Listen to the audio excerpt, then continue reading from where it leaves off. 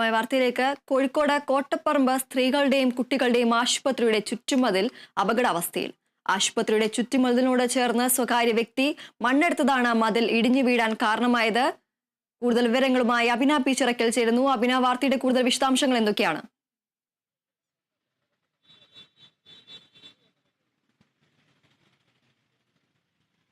ദീപ്തി, ഇന്ന് നമ്മൾ പ്രധാനമായും പറയാൻ പോകുന്നത് കോഴിക്കോട് ജില്ലയിലെ സർക്കാർ ആശുപത്രിയുടെ ദയനീയ അവസ്ഥയെക്കുറിച്ചിട്ടാണ്. അതിന്റെ പ്രധാനമായും ഇന്ന് നമ്മൾ ഈ ഒരു ദൃശ്യങ്ങളിൽ കാണുന്നത് കോട്ടപ്പറമ്പ് കുട്ടികൾക്കും സ്ത്രീകൾക്കും വേണ്ടി മാത്രം സർക്കാരിന്റെ ആശുപത്രിയാണ് ഇപ്പോൾ ഈ ഒരു കോട്ടപ്പറമ്പ് ആശുപത്രി. ഈ കോട്ടപ്പറമ്പ് ആശുപത്രിയുടെ ഒരു വശം സ്വകാര്യ വ്യക്തി മറ്റു നിർമ്മാണത്തിന് വേണ്ടി ഇടിച്ച ഭാഗമാണ്. ഈ ഭാഗത്തിനോട് ചേർന്നാണ് ഈ ആശുപത്രിയുടെ പേവാർഡ് ഉള്ളത്. ഈ പേവാർഡിന്റെ ഭാഗത്താണ് ഈ മതിലിടിഞ്ഞ് വീണിരിക്കുന്നത്. പക്ഷേ ഈ ഒരു മതിലിടിഞ്ഞ ഒരു സാഹചര്യത്തിൽ ഈ ക്യാൻറ്റീനിലേക്കുള്ള പൈപ്പും അതോടൊപ്പം തന്നെ പാചകവാതക ലൈനിന്റെ പൈപ്പും പൊട്ടിയിട്ടുണ്ട്. നിലവിൽ ഈ ഒരു പൈപ്പിൽ നിന്നും വെള്ളം, അതായത് ഈ ക്യാൻറ്റീനിലേക്കുള്ള പൈപ്പിൽ നിന്നും ഇപ്പോൾ വെള്ളം ഒഴുകുന്ന ഒരു സ്ഥിതിയാണുള്ളത്. ഈ മതിലിന്റെ ഒരു ഭാഗം ഇടിഞ്ഞു വീണതിനെ കൊണ്ട് തന്നെ കോർപ്പറേഷനും അതുപോലെ തന്നെ പോലീസ് ഉദ്യോഗസ്ഥരും ഇടപെട്ടുകൊണ്ട് ഈ ഒരു പ്രവൃത്തി താൽക്കാലികമായി നിർത്തിവെക്കുന്ന ഒരു സാഹചര്യമാണുള്ളത്. ഇതൊരു പക്ഷേ കോട്ടപ്പറമ്പിന്റെ മാത്രം കാര്യമല്ല.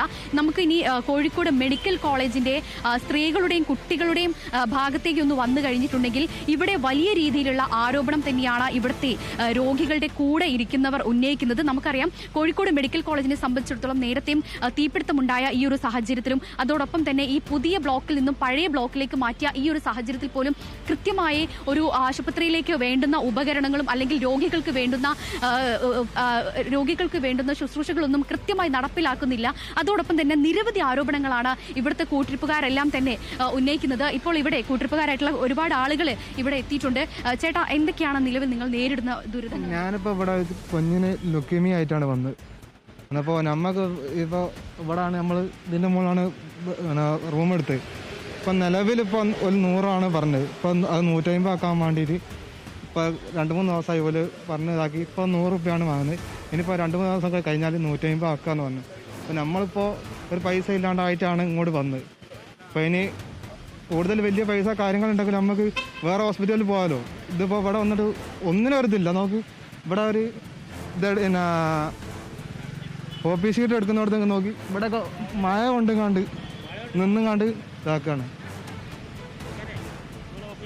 രാവിലെ ഒരു 7 മണി ഏഴരക്ക് വന്നാൽ കാണാം ഇവിടെ ആ മഴയത്ത് ആൾക്കാർ നിന്നിട്ടാണ് OP ടിക്കറ്റ് എടുക്കുന്നത്. അപ്പോൾ അതിനുള്ള സൗകര്യങ്ങളൊക്കെ ചെയ്തു കൊടുക്കുകയാണ് ഏറ്റവും ബെറ്ററാണ്. അവരോട് സംസാരിച്ചിട്ട് ഒരാൾ ചെയ്യണോ എന്നല്ല. അവർക്ക് ഇപ്പോൾ ഗവൺമെൻറ് തന്നെ 150 ആക്കിയതാണ്. അവർക്ക് നഷ്ടമാണെന്ന് അവർ പറഞ്ഞു. അവിടെ വാറണ്ട് പറഞ്ഞാൽ ഞങ്ങൾക്ക് അത് നഷ്ടമാണ്. കൊല്ലത്തിൽ മാസത്തിൽ 3 ലക്ഷം രൂപ വരുമാനമുണ്ട്. അപ്പോൾ ഓരോ പൈസ ഒരു 2-2.5 ലക്ഷം രൂപ വരെ ശമ്പളം വരുന്നുണ്ടെന്ന് പറഞ്ഞു. ബാക്കി പൈസ വരെ എന്താ ചെയ്യുന്നത് നമുക്ക് ഒരു കണക്കും തരുന്നില്ല. അതൊക്കെ ചോദിച്ചു. ഞങ്ങൾ പറഞ്ഞു ഞങ്ങളാണ് പരാതി ഫസ്റ്റ് വിളിച്ച് പറഞ്ഞത് 150 രൂപ ആക്കണമെന്ന് ഞങ്ങൾ വിളിച്ച് പറഞ്ഞു. ഞങ്ങളോട് കുറച്ച് ദേഷ്യമുണ്ട് അവർക്ക്. അവരാദ്യം ഞങ്ങൾ 3 മണിക്കാണ് റിന്യൂവൽ ചെയ്യൽ. ആ റിന്യൂവൽ കറക്റ്റ് 8 മണിക്കൊക്കെ ചെയ്യുന്ന ദിവസമുണ്ട്. അപ്പോൾ നമ്മളത് പ്രശ്നം ഉണ്ടാക്കിയതിന് ശേഷം കറക്റ്റ് 3 മണിക്ക് റിന്യൂവൽ ചെയ്തില്ല നിങ്ങളെ ബെഡ് പോകുന്ന വരെ ഞങ്ങളോട് സംസാരിച്ചിട്ടുണ്ട്. അതൊന്നും ഇല്ല, അത് ഓരോ ഡ്യൂട്ടി, അത് നമുക്ക് നോക്കേണ്ട ആവശ്യമില്ല. ഇതിനെന്താ അതേപോലെ അവിടെ കിടക്കുന്ന ആൾക്കാരുടെ അവസ്ഥ ഉണ്ട്. ഇതൊരു ഓടയാണ്. അത് ഞങ്ങൾ കോട്ടപ്പറമ്പിൽ നിന്ന് സീരിയസ് ആയിട്ട് കൊണ്ടുവന്ന അമ്മേനെ ഞാൻ പുലർച്ചയ്ക്ക് 3 മണിക്ക് ഇപ്പോൾ ഇവിടെ വന്നിട്ട് കുട്ടിക്ക് ബ്ലഡ് പോയി തീരെ ഇല്ല, ഉറ്റുമില്ല രക്തം. ഇപ്പം പ്രസവിച്ചാട്ടോ അടുത്ത് നല്ലോണം മറു കിട്ടാഞ്ഞിട്ട് ഇവിടെ വന്നതാണ്. കിട്ടാഞ്ഞ ഇവിടുന്ന് പറഞ്ഞു ഓപ്പറേഷൻ ചെയ്യണോ അല്ലെങ്കിൽ മയക്കി എടുക്കണം എന്നാണ്. അപ്പോൾ അവർ കുട്ടീനെ മയക്കിയെടുത്ത് കുട്ടിക്ക് എപ്പോഴും തലചിറ്റല്ല. എന്നിട്ട് ഇപ്പോൾ ഒരാളാണ് അവിടെ ഉള്ളത്. പുറത്തെ ഭക്ഷണം കൊടുക്കാൻ പാടില്ല. ഞാൻ തിരുവങ്ങൂർ വീട്ടിൽ പോയിട്ട് ഭക്ഷണം ഉണ്ടാക്കി കൊണ്ടുവന്ന് ഇവിടെ നിന്നിട്ട് കയറാൻ പോലും സമ്മതിച്ചില്ല. അപ്പോൾ അവിടെ നിൽക്കുന്ന കുട്ടീൻ്റെ അടുത്ത് നിൽക്കുന്ന ആളെ കൊണ്ടുവന്നിട്ട് ഭക്ഷണം കൊടുത്ത് ഞാൻ പുറത്തേക്ക്.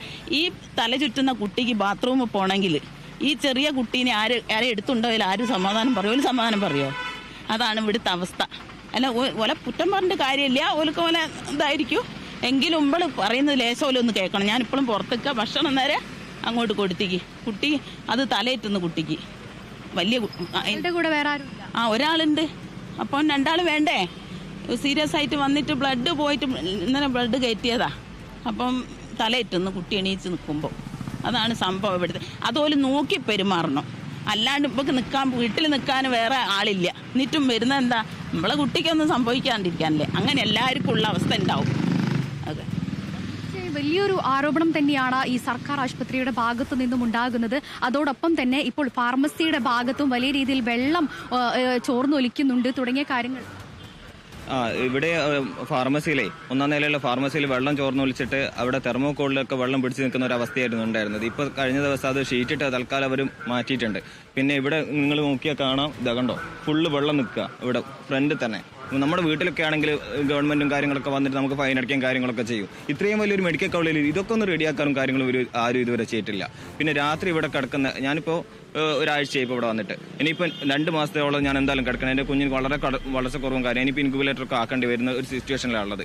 അപ്പോൾ രണ്ടാമത് വെച്ചാൽ ഇവിടെ ഒരു പകര സംവിധാനം ഇല്ല. രാത്രി കിടക്കാനുള്ള യാതൊരു പകര സംവിധാനമില്ല. ആകെയുള്ളത് നമ്മുടെ ഒരു ആശ്രയിക്കാനുള്ളത് ഡോർമെറ്ററി മാത്രമാണ്. ഒരുപാട് പൈസയൊന്നും കൊടുത്ത് നമുക്ക് ഒരിക്കലും നിൽക്കാനൊന്നും പറ്റില്ല. അപ്പോൾ എന്ന് വെച്ചാൽ ഈ ഡോർമെറ്ററിയുടെ വില എന്താ പറയുക, ചാർജ് വീണ്ടും കൂട്ടാൻ അവർ നിൽക്കുക തന്നെയാണ്. താൽക്കാലികമായിട്ടാണ് കഴിഞ്ഞ ദിവസം കുറച്ചിരിക്കുന്നത്. എന്തായാലും ഇതിൻ്റെ റിനോവേഷൻ നടത്തിയിട്ട് എന്തായാലും പൈസ കൂട്ടാൻ തന്നെയാണ് അവരുടെ തീരുമാനം. അതായത് മാനേജ്മെന്റ് അങ്ങനെയാണ് തീരുമാനിച്ചിരിക്കുന്നത്, ഇവിടുത്തെ വികസന സമിതി. അപ്പോൾ സാധാരണക്കാർക്ക് പരമാവധി പൈസ കുറക്കണം. നിലവിലുള്ള 100 തന്നെ കൊടുത്തിട്ട് ഇപ്പോൾ ഇവർ പറഞ്ഞു കേട്ടു 5 മാസം ഇനിയും നിൽക്കണം എന്നാണ് പറഞ്ഞത്. ഇവർക്കൊക്കെ എങ്ങനെയാണ് പണിക്കും കൂടി പോകാണ്ട് നിൽക്കുന്നതെന്ന് എനിക്കറിയില്ല. പാവപ്പെട്ടവരാണ് ഞാനിവരൊക്കെ. അപ്പോൾ ഈ 100 രൂപ തന്നെ കൊടുക്കാൻ പറ്റുന്നില്ല. പരമാവധി 50 BPLകാർക്ക് 50 രൂപയോ അതിൽ കുറയ്ക്കുകയോ ചെയ്തിട്ട് മറ്റുള്ളവർക്ക് വേണേൽ കൂട്ടുകയോ അല്ലെങ്കിൽ പകര സംവിധാനമായിട്ട് വേറെ എന്തെങ്കിലും ചെയ്യണോ എന്നാണ് എൻ്റെ ഒരു അപേക്ഷ. അതേപോലെ തന്നെ അപ്പുറത്തേക്ക് നോക്കി അറിയാം, അവിടുത്തെ ബാത്റൂമിൻ്റെ അവസ്ഥയൊക്കെ വളരെ ശോചനീയമാണ്. വൃത്തി എന്ന് പറഞ്ഞ സാധനം ഇവിടെ ഇല്ല. പരമാവധി വൃത്തിയാക്കിയാണ് നമുക്ക് ഇവിടെ, ഇല്ലെങ്കിൽ വൃത്തിയാക്കിയിട്ടില്ലെങ്കിൽ ഇവിടെ വരുന്ന ആൾക്കാർക്ക് മറ്റുള്ള പല രോഗങ്ങളും വരാൻ ചാൻസ് ഉണ്ട്. കൊതുകിനെ കൊണ്ടൊരു രക്ഷയില്ല. കൊതുകിന് അതിന് വേണ്ടിയിട്ട് എന്തെങ്കിലും ചെയ്യും, ഒന്നും ഇതുവരെ ചെയ്തതായിട്ട് എനിക്കറിയില്ല. അപ്പോൾ ഇന്നലെ ഞാൻ ഫോട്ടോ എടുത്താണത്, നായ്ക്കള് മനുഷ്യന്മാരൊപ്പം കടന്നു തുടങ്ങണേ. ഇത് എന്തിനെടുത്ത് വെച്ചാൽ മറ്റുള്ളവർ കാട്ടി കൊടുക്കാൻ വേണ്ടി കണ്ടോ, അത്രയും കറക്റ്റായിട്ട് എന്താ സൗഹൃദത്തെ കിടത്തണം കണ്ടില്ലേ. അതുകൊണ്ട് വലിയ മാരക രോഗങ്ങളുണ്ടാവും, ഇൻഫെക്ഷൻ പരമായും എല്ലാവർക്കും ബാധിക്കുന്നത്. ഇതിനൊന്നും ആരും ശ്രദ്ധിക്കുന്നില്ല. പിന്നെ സാധാരണക്കാരന് ഇവിടെ ഒരു വാടക കിട്ടണ വമ്പർ റേറ്റാണ്. വലിയ പൈസ ഉള്ളവർക്ക് പ്രശ്നമില്ല, അല്ലാത്തവർക്ക് ബുദ്ധിമുട്ടാണ്. ഇതൊക്കെ നമ്മൾ സർക്കാരൊക്കെ നല്ലവർക്ക് കാണുന്നത്. എവിടെയാണ് നിങ്ങൾ കിടന്നുറങ്ങുന്നത്? ഞങ്ങൾ അവിടെ ആ ഷെഡില് ഈ ഷെഡിന്റെ അടുത്ത് കിടന്നുറങ്ങിയപ്പോൾ നായ്ക്കളൊക്കെ ഞങ്ങളപ്പോൾ വന്നു കൊടുക്കാൻ അറിയാൻ പറ്റില്ല. ഒരു 100 രൂപ പോലും ദിവസം കൊടുക്കാൻ പറ്റാത്ത ആൾക്കാരാണ് അവിടെ കിടക്കുന്നത്. ഏതെങ്കിലും ഒരു ദിവസത്തേക്കാണ് നമുക്കൊരു 100 രൂപ 150 രൂപ നമുക്ക് താങ്ങാനാവുന്നതാണ്. ഇതിപ്പോൾ 1 മാസം 2 മാസം 6 മാസം 2 വർഷമായ ആൾക്കാർ വരെ ഇവിടെ ഉണ്ട്, വൈഫിന് സുഖമില്ലാട്ട്. അപ്പോൾ പകരം സംവിധാനം ഗവൺമെന്റ് എത്രയും വേഗം ഒരുക്കണം എന്നതിൻ്റെ വിനീതമായ അപേക്ഷയാണ്. ഒരു പ്രതിഷേധ പ്രകടനം ഒന്നുമല്ല, എങ്ങനെങ്കിലും ഒരു സംവിധാനം ഒരുക്കിയിട്ട് പാവങ്ങൾ ഇവിടെ സഹായിക്കണം. നമ്മൾ ആരോഗ്യം നമ്മൾ സംരക്ഷിച്ചില്ല, മനുഷ്യന് സാമ്പത്തികം ഉണ്ടായിട്ട് കാര്യമുള്ളൂ. ആരോഗ്യം ഇല്ലെങ്കിൽ എന്തിനാ? സാമ്പത്തിക മക്കളല്ല, ആരോഗ്യമാണ് ഏറ്റവും പ്രധാനം. അതില്ലെങ്കിൽ പിന്നെ അതുണ്ടെങ്കിൽ നമുക്ക് എന്ത് നേടിക്കാൻ കഴിയുള്ളൂ. മറ്റേ നമ്മൾ രോഗത്തിലാവും എന്നും. തീർച്ചയായും ഈ ജനങ്ങളുടെ ഭാഗത്തു നിന്നും വലിയ പ്രതിഷേധം തന്നെയാണ് സർക്കാരിൻ്റെ അല്ലെങ്കിൽ ആരോഗ്യ വകുപ്പിനെതിരെ ഉന്നയിക്കുന്നത് എന്നുള്ളതാണ് ഈ ഒരു ഘട്ടത്തിൽ നമ്മൾ മനസ്സിലാക്കേണ്ടത്. കാരണം കോഴിക്കോട് മെഡിക്കൽ കോളേജ് സാധാരണക്കാരായ ആളുകളും മലപ്പുറം, വയനാട് തുടങ്ങിയ ഭാഗങ്ങളിൽ നിന്നുള്ള ആളുകളെല്ലാം തന്നെ എത്തിച്ചേരുന്ന ഒരു ഇടം തന്നെയാണ് ഈ കോഴിക്കോട് മെഡിക്കൽ കോളേജ്. ഞാൻ ഇപ്പോൾ നിൽക്കുന്നത് കോഴിക്കോട് മെഡിക്കൽ കോളേജിലെ മാതൃ ശിശു സംരക്ഷണ കേന്ദ്രത്തിന്റെ മുൻപിലാണ്. ഈ മുൻപിലുള്ള കാഴ്ചയും അതോടൊപ്പം തന്നെ നാട്ടുകാരുടെ ജനങ്ങളുടെ പ്രതിഷേധമാണ്. അതും ഇവിടെ രോഗികളായി വന്നിരിക്കുന്ന ആളുകൾക്ക് കൂട്ടിരിപ്പുകാരായ ആളുകളുടെ ദുരവസ്ഥയാണ് നമ്മളിപ്പോൾ കേട്ടത്. ഇവിടെ കിടന്നുറങ്ങാൻ നമുക്കറിയാം, ഈ നേരത്തെ ഇവർ ഉന്നയിച്ച ഡോർമെട്രി തണൽ ഈ ഒരു ആരോഗ്യ വികസന സമിതിയുടെ സർക്കാരിന്റെ തന്നെ ഒരു പദ്ധതിയാണ് തണൽ. അതും ഈ വരുന്ന പാവപ്പെട്ട ആളുകൾക്ക് ഇത്തരത്തിൽ കുറഞ്ഞ ചെലവിൽ ഇവിടെ താമസ സൗകര്യം ഒരുക്കുക എന്നുള്ളതാണ് ഈ തണൽ ഡോർമെട്രി കൊണ്ട് ഉദ്ദേശിച്ചിട്ടുള്ളത്. പക്ഷേ കഴിഞ്ഞ ദിവസം 100 രൂപ ഈ BPL കാർഡിന് 100 രൂപ എന്നുള്ളത് പിന്നീട് അത് 150 രൂപയാക്കി വർദ്ധിപ്പിക്കുകയും പിന്നീട് ഈ ഒരു സംഭവം വലിയ വിവാദത്തിലേക്ക് കടന്ന സാഹചര്യത്തിലാണ് പിന്നീട് അത് 100 രൂപയാക്കി കുറയ്ക്കുകയും ചെയ്തിട്ടുള്ളത്. പക്ഷേ ഇത് താൽക്കാലികമായി മാത്രമാണ് ഈ ഒരു വില കുറച്ചിട്ടുള്ളത് എന്നു തുപ്പിയാണ്ട് ബാത്റൂമിന്റെ അവിടെ തുപ്പി നമ്മളെ സർക്കാരിന് മാത്രം കുറ്റം പറയല്ല. ഞാൻ ഏത് സർക്കാരിന് നമുക്ക് ഓരോ ആദർശം ഉണ്ടാവുമല്ലോ. ഒരു സർക്കാരിനെ നമ്മൾ എതിർത്ത് പറഞ്ഞില്ല. പക്ഷേ ബാത്റൂമിന്റെ അവിടെ വന്ന് നോക്കിയാൽ നമ്മളെ മനുഷ്യന്മാരെന്നെ തുപ്പുക എരപ്പാക്കിയിട്ടുണ്ടാവും. ആദ്യം നമുക്കും കുറച്ച് വൃത്തി വേണം, അതില്ല ഞാൻ അതിലേറെ ദോഷമല്ലേ. എന്നിട്ട് സർക്കാരിനെ കുറ്റം പറഞ്ഞിട്ടും കാര്യമില്ല. ഏത് government, central government, Kerala government ആയാലും ഒക്കെ നമ്മൾ എന്താ ചെയ്യുക, ആദ്യം നമ്മളും കുറച്ച് വൃത്തി വേണം. അമ്മട്ടാടെ വൃത്തിയായിട്ട് തുപ്പി അരപ്പാക്കിയാണ്ട് അത് അതിലേറെ. നമുക്ക് ബാത്റൂമിൽ പോകാൻ പറ്റില്ല, അപ്പിട്ടുണ്ടെങ്കിൽ വെള്ളം കൂടി വയ്ക്കില്ല. അങ്ങനത്തെ മനുഷ്യന്മാരുണ്ട്. ആലോചിക്കണേ, നമ്മളെല്ലാവരും ജനങ്ങൾ നല്ല ആൾക്കാർ ഒരുപാടുണ്ട്. അതിൽ 2-3 ഉണ്ടാവും മോശം. അത്രയും വൃത്തികെട്ട കഥയാണ്. ആ ബാത്റൂമിനോട് പോയി കാണാൻ വീഡിയോ എടുത്ത് പോയി. തീർച്ചയായും വ്യക്തി ശുചിത്വം പാലിക്കണം എന്നുള്ളൊരു സന്ദേശം കൂടി ഇദ്ദേഹം പറയുകയും ചെയ്തിട്ടുണ്ട്. സർക്കാരിനെ മാത്രം കുറ്റപ്പെടുത്തുന്നതിന് മുൻപ് ആദ്യം സ്വയം വ്യക്തിപരമായി വ്യക്തി ശുചിത്വം ഉണ്ടാവേണ്ടവരാണ് എന്നുള്ള രീതിയിലുള്ള ഒരു കാര്യം കൂടിയാണ്, ഒരു മെസ്സേജും കൂടിയാണ് അദ്ദേഹം ഇപ്പോൾ പറയുകയും ചെയ്തിട്ടുള്ളത്. ഇപ്പോൾ നമുക്ക് ഈ ഒരു ആശുപത്രിയുടെ ഫ്രണ്ട് മുൻഭാഗത്തേക്ക് നോക്കിക്കഴിഞ്ഞിട്ടുണ്ടെങ്കിൽ ഇവിടെ താമസിക്കുന്ന ഏകദേശം 1 മാസത്തോളം 2 മാസത്തോളം നിൽക്കേണ്ടി വരുന്ന അല്ലെങ്കിൽ പ്രസവാനന്തര ചികിത്സയ്ക്ക് വേണ്ടി എത്തിയിട്ടുള്ള ആളുകളാണ് ഇവിടെ കിടക്കുന്നത്. കാരണം ഇവർക്ക് 100 രൂപ നേരത്തെ പറഞ്ഞ ആ ഒരു തണൽ ഡോർമെട്രിയുടെ എന്തായിരുന്നു BPL ആനുകൂല്യമാണ് എടുത്തു കളയുന്നത്. അവർ ഒരു BPL-കാർക്കുള്ള ആനുകൂല്യമാണ് അവർ ഇതുവഴി എടുത്തു കളയുന്നത്. അപ്പം BPL-കാർ തന്നെ ദാരിദ്ര്യരേഖയ്ക്ക് താഴെയുള്ള ആൾക്കാരാണല്ലോ. എന്തിനാണ് ഇവരിങ്ങനെ ആനുകൂല്യം കാര്യങ്ങളൊക്കെ എടുത്തു കളയുന്നത്? അതെൻ്റെ ഒരു ചോദ്യമാണ്. നിങ്ങൾക്ക് കാരുണ്യ പോലുള്ള എന്തെങ്കിലും ഇത് കിട്ടിയിട്ടുണ്ടോ അവിടുന്ന്? എങ്ങനെയാ മനസ്സിലായില്ല. ഇൻഷുറൻസ് ഉണ്ട്, പക്ഷെ ഇൻഷുറൻസിലുണ്ടെങ്കിലും കുറേ മരുന്നുകളും ടെസ്റ്റുകളൊക്കെ നമ്മൾ പുറത്ത് പോയിട്ട് എടുക്കുന്നുണ്ട്. അത് നമുക്ക് റീഫണ്ടബിൾ അല്ല. അതുകൂടി എനിക്ക് ഈ കാര്യത്തിൽ ഓർമ്മിപ്പിക്കേണ്ടതുണ്ട്. നമ്മൾ അഡ്മിറ്റ് ആയതിനു ശേഷം 1, 2, 3 ദിവസം കഴിഞ്ഞിട്ടൊക്കെയാണ് ഇവിടെ ഇൻഷുറൻസ് രജിസ്റ്റർ ആവുന്നത്. രജിസ്റ്റർ ആയതിനു ശേഷമാണ് നമുക്ക് ഇൻഷുറൻസ് കവറേജ് കിട്ടുള്ളൂ. അതിന് തന്നെ 100 നൂലാമലാണ്. ആദ്യം ഒരു സ്ഥലത്ത് പോയിട്ട് സൈൻ ചെയ്യണം, പിന്നെ വേറെ സ്ഥലത്ത് പോയിട്ട് ഫോട്ടോസ്റ്റാറ്റ് എടുക്കണം, നമ്മൾ പുറത്ത് പോയിട്ട് ഫോട്ടോസ്റ്റാറ്റ് എടുക്കണം, എന്നിട്ട് വീണ്ടും അവിടെ പോയിട്ട് കൊടുക്കണം. അങ്ങനെയൊക്കെയാണ് അതിൻ്റെ സിസ്റ്റം വരുന്നത്. അഥവാ ഏതെങ്കിലും ഒരു മരുന്നോ കാര്യങ്ങളോ ടെസ്റ്റുകളോ ഇവിടെ ഇല്ലെങ്കിൽ അത് നമ്മൾ പുറത്ത് പോയി ചെയ്യണം. അത് റീഇംബേഴ്സ്മെന്റ് എന്ന കാര്യങ്ങളില്ല. ഈ ഹോസ്പിറ്റലിൽ റീഇംബേഴ്സ്മെന്റ് ഇല്ല എന്ന് പറയുന്നത്. മറ്റുള്ള ഹോസ്പിറ്റൽ ഉണ്ടോ ഇല്ലെന്ന് നിങ്ങളൊന്ന് ചെക്ക് ചെയ്യുന്നത് നല്ലതായിരിക്കും. എന്താ വെച്ചാൽ എനിക്ക് അതിനെപ്പറ്റി അറിയില്ല. അപ്പോൾ തീർച്ചയായിട്ടും അത് റീഇംബേഴ്സ്മെന്റിൽ കൂടി കൊണ്ടുവരണം. എന്ന് വെച്ചാൽ 2000-3000 രൂപയുടെ ടെസ്റ്റൊക്കെയാണ് പുറത്തേക്ക് വരുന്നത്. അപ്പോൾ അതുകൂടി റീഇംബേഴ്സ്മെന്റിൽ ഉൾപ്പെടുത്തിയിട്ട് എന്തിനാ പിന്നെ ഇൻഷുറൻസ്?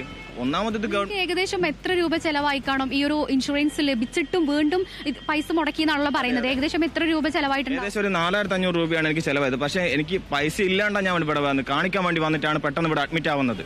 അപ്പോൾ ഒരു പൈസ കണക്കാക്കുമല്ലോ, അങ്ങനത്തൊന്നും ആയിട്ടില്ല. അത്രയും കടം വാങ്ങിയിട്ടാണ് ഇപ്പോൾ ഓടിക്കൊണ്ടിരിക്കുന്നത്. ഇനിയും വീണ്ടും പൈസ കൂട്ടുക, ഇനിയും വീണ്ടും അവർ പുറത്തേക്കൊക്കെ ആയിട്ട് ഞാൻ ആപ്പിലായി പോകും. അതിൻ്റെ അവസ്ഥയാണതാണ്. തീർച്ചയായും ഈ കാരുണ്യ ഇൻഷുറൻസിനെതിരെ നേരത്തെയും വലിയൊരു ആരോപണം ഉയർന്നിട്ടുണ്ടായിരുന്നു. അതായത് ഇൻഷുറൻസ് തുക ലഭിച്ചിട്ടും പുറത്തു നിന്നും ഉപകരണങ്ങളും അതുപോലെ തന്നെ മരുന്നുകളും വാങ്ങിക്കേണ്ട ഒരു അവസ്ഥ. ഏകദേശം 1 ലക്ഷം രൂപയോളം ചെലവാക്കിക്കൊണ്ട് ചികിത്സ നടത്തേണ്ടി വരുന്നു. അതും സർക്കാർ ആശുപത്രികളിൽ 1 ലക്ഷം രൂപയോളം ചെലവാക്കിക്കൊണ്ട് ഇവിടെ ഓപ്പറേഷനും അതുപോലെ മറ്റ് മരുന്നുകളെല്ലാം വാങ്ങിക്കേണ്ട ഒരു സ്ഥിതിയെല്ലാം വന്നിട്ടുണ്ട് എന്നുള്ളത് നേരത്തെയും രോഗികൾ ആരോപിക്കുകയും ചെയ്തിട്ടുണ്ടായിരുന്നു. ഇപ്പോൾ അത് തന്നെയാണ് ഇപ്പോഴും വീണ്ടും ആവർത്തിക്കുന്നത്. അതായത് ഇൻഷുറൻസ് ലഭിച്ചിട്ട് പോലും ഈ പണം വീണ്ടും പുറത്തു പോയി പണം അടയ്ക്കേണ്ട അവസ്ഥ തന്നെയാണ്. അതായത് സ്വകാര്യ ആശുപത്രിക്ക് സമാനമായ രീതിയിൽ തന്നെയാണ് സർക്കാർ ആശുപത്രി ഇപ്പോഴും നിലകൊള്ളുന്നത് എന്നുള്ളതാണ് ഈ ഒരു ഘട്ടത്തിൽ നമുക്ക് മനസ്സിലാക്കേണ്ടത്. ഇപ്പോൾ നമ്മൾ ഈ ഒരു ദൃശ്യങ്ങളിലേക്ക് തന്നെ പോകാം. രാഹുലേട്ട, ഇപ്പോഴും ആളുകൾ ഈ ഒരു ക്യൂ നിൽക്കുകയാണ് ബില്ലടയ്ക്കാനും അതോടൊപ്പം തന്നെ ഈ ഇവർക്ക് കിടക്കാൻ ഇവിടെ നമുക്കൊന്ന് ഇരിക്കാനോ കിടക്കാനോ പറ്റാത്തൊരവസ്ഥയാണ്. മഴ പെയ്ത് ചോർന്നിട്ടുണ്ടോ? ആ ഷീറ്റ് നമുക്കൊന്ന് ക്യാമറ പിടിച്ച് നോക്കി. ആ ഷീറ്റ് ഫുള്ള് ചോർച്ചയാണ്. ഇത്രയും ആളുകൾ, ഇത്രയും വലിയൊരു ഹോസ്പിറ്റലിൽ ആളുകൾക്ക് ഇരിക്കാനും വിശ്രമിക്കാനും കിടക്കാനും പറ്റിയ സ്ഥലമാണിത്. അതാണ് ഇത്രയും ചോർന്ന് വലിക്കുന്നത്. അതുകൂടി ഒന്ന് പറയണം. ഞാൻ ഇന്ന് വന്നതാണ്.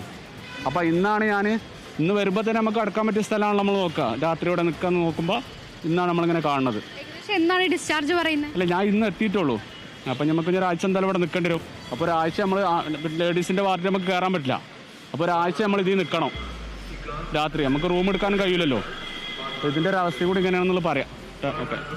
തീർച്ചയായും സാധാരണക്കാരുടെ ആശങ്കയും അതുപോലെ തന്നെ അവരുടെ ഒരു സങ്കടവും കാണാതിരിക്കാതെ പറ്റില്ല. കാരണം നിരവധി തവണ ഇക്കാര്യങ്ങളെല്ലാം ആരോഗ്യ വകുപ്പിനെ അറിയിച്ചിട്ടുണ്ടെങ്കിൽ പോലും ആരോഗ്യ വകുപ്പിന്റെ ഭാഗത്തു നിന്നും വലിയൊരു അനാസ്ഥ തന്നെയാണ് ഈ കാണുന്നത് എന്നുള്ളതിന് ഏറ്റവും വലിയ തെളിവ് തന്നെയാണ്. കാരണം ഈ ഒരു ഷീറ്റിന്റെ താഴെ നിരവധി ആളുകൾ ഇപ്പോഴും കിടക്കുന്നത് നമുക്ക് കാണാം. ഇവരെല്ലാം തന്നെ ഇവിടെ കഴിഞ്ഞ ഒരാഴ്ച നിൽക്കുന്നവരും അതോടൊപ്പം തന്നെ ഇന്ന് എത്തിയവരടക്കം ഈ ഒരു ഭാഗത്ത് ഇപ്പോഴുണ്ട്. നമുക്കറിയാം ഈ സർക്കാർ ആശുപത്രിയെ സംബന്ധിച്ചിടത്തോളം മറ്റ് സൗകര്യങ്ങളൊന്നും തന്നെ ഒരു രോഗിയുടെ കൂടെ ഒരു കൂട്ടിരിപ്പുകാർ എന്നുള്ള നിലയ്ക്കാണ് ഉള്ളത്.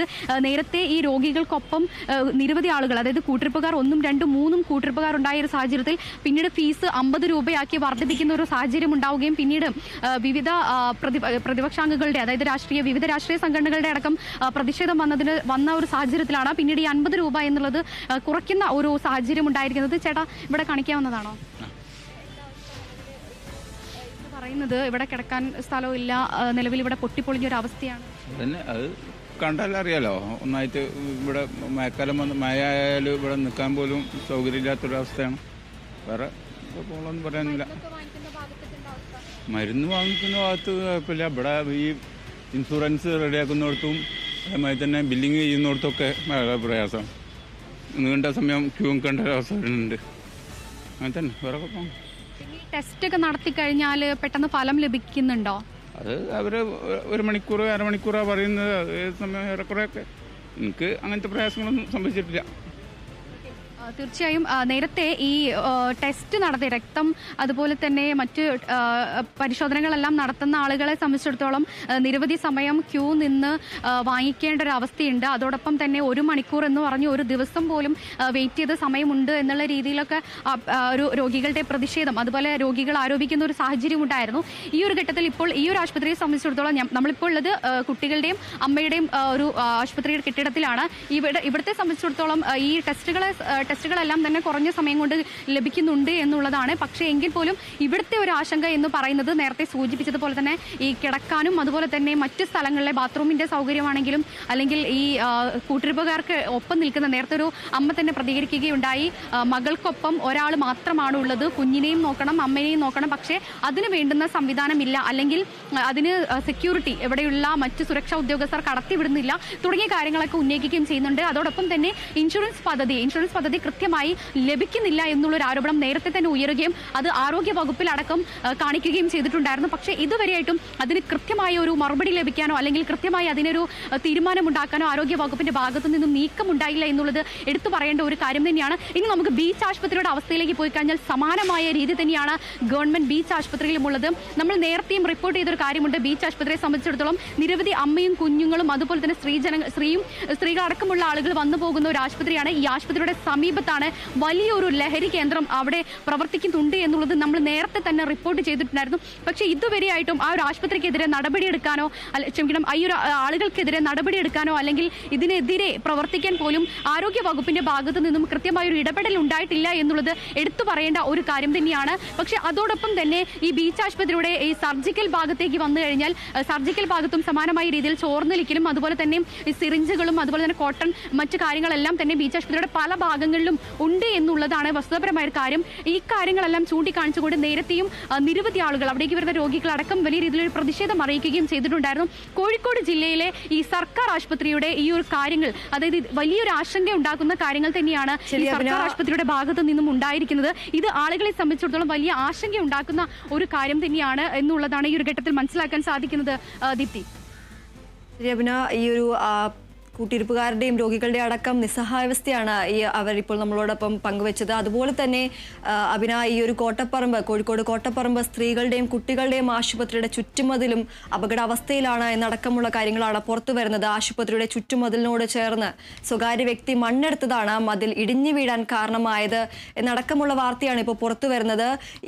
ഇത്തരത്തിൽ ഈ ഒരു സാധാരണക്കാരടക്കമുള്ളവർ ആശ്രയിക്കുന്ന ആശുപത്രികളിലാണ് ഇപ്പോൾ നിരന്തരമായിട്ട് ഇത്തരത്തിലുള്ള പ്രശ്നങ്ങളെല്ലാം വരുന്നത്. നമുക്കറിയാം, കഴിഞ്ഞ ദിവസമാണ്, ഇന്നലെയാണ് ആശുപത്രി കെട്ടിടം ഇടിഞ്ഞു വീണ് ഒരു സ്ത്രീക്ക് ജീവൻ നഷ്ടപ്പെട്ടിരിക്കുന്നത്.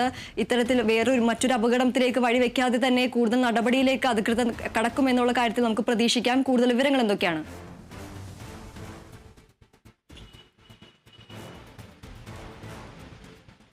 ദീപ്തി, തീർച്ചയായും ഈ ഒരു അപകടം അല്ലെങ്കിൽ ഈ ഒരു ചോര കൊണ്ട് എഴുതിയതിനു ശേഷം മാത്രമായിരിക്കരുത് ഇത്തരത്തിലൊരു നടപടി എടുക്കേണ്ടത് എന്നുള്ളതാണ് ഈ ഒരു ഘട്ടത്തിൽ നമുക്ക് നിഷ്പക്ഷമായി പറയാനുള്ളത്. കാരണം ഈ സർക്കാർ, അതായത് കോഴിക്കോട് മെഡിക്കൽ കോളേജിന്റെ മാത്രമല്ല നേരത്തെയും ബീച്ച് ആശുപത്രിക്കെതിരെയും ഇത്തരത്തിൽ വലിയൊരു ആരോപണം ഉയർന്ന ഒരു സാഹചര്യം ഉണ്ടായിരുന്നു. ഇത് പ്രതിപക്ഷാംഗങ്ങൾ, നേരത്തെ BJP ആവട്ടെ കോൺഗ്രസ് ആവട്ടെ, ഇത്തരം രാഷ്ട്രീയ സംഘടനകൾ അടക്കം നേരത്തെയും ഈ കാര്യങ്ങളെല്ലാം ചൂണ്ടിക്കാണിച്ചുകൊണ്ട് രംഗത്തെത്തുകയും ചെയ്തിട്ടുണ്ടായിരുന്നു. പക്ഷേ ആരോഗ്യ വകുപ്പിന്റെ മെല്ലപ്പോക്ക് തന്നെയാണ് ഇത്തരത്തിൽ വലിയൊരു അപകടം ക്ഷണിച്ചു വരുത്തിയത് എന്നുള്ളതാണ് ഈ ഒരു ഘട്ടത്തിൽ